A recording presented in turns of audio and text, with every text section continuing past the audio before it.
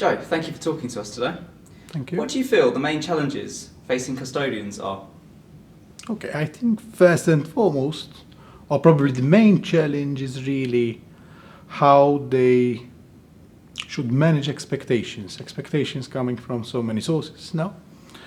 Governments and regulators alike, investors, clients, fund managers, what they're expecting in terms of services to be provided, the extent of liability they should be willing to take on, and which is being imposed on them anyway.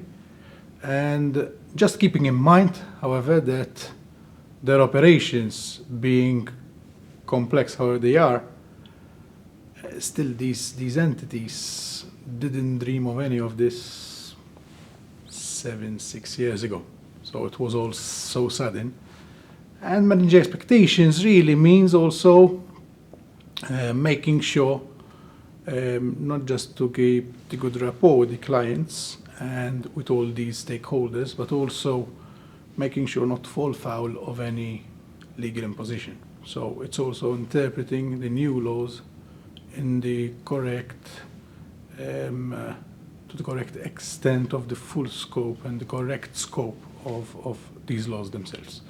So whether we're talking of segregation obligations, as I say, extent of liabilities, extent of monitoring on a look-through basis, use of assets and rehypothecation, they're all issues which are being dealt with in very much detail by custodians, but unfortunately with little guidance from whoever is imposing these rules so far. Looking at Malta specifically, would you say that those challenges are the same? Yes, most definitely yes, from an operation perspective. Malta, I would say also, it has one additional challenge as well, in the sense that obviously Malta has done very, very well in the fund industry, also as a European fund domicile, but it has also catered very much for a specific market, mostly the medium-sized market, and so there wasn't really a necessity because of size realities, but also because of the fact that under the traditional professional investor fund regime, it was allowed for funds to have custodians established abroad.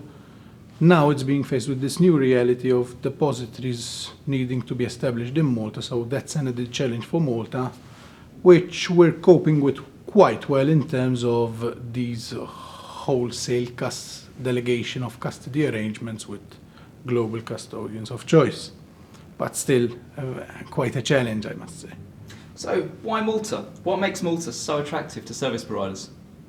Well, what I can tell you based on my experience on those service providers whom I helped to relocate and to establish operations mostly. First and foremost, I definitely put on the first place, actually, at the top of the list, the fact that Malta, albeit a small jurisdiction, still it's definitely in practice a non-shore jurisdiction, safe jurisdiction, which is now satisfying the requirements of investors and regulators. It's no longer on to promote oneself as an offshore jurisdiction, so it is becoming increasingly more difficult.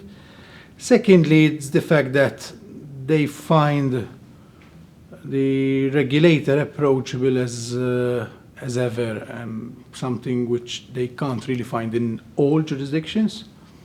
Thirdly, the very beneficial tax regime, which is very safe in that it's whitelisted and fully approved by the G20, European Union, and costs. I tie this up to what I've just said. We cater mostly for the medium-sized markets, and obviously these can't really say it's irrelevant to us what costs were being asked to establish operations, to run actual operations. For them, cost matters. Joe, thank you very much. Thank you.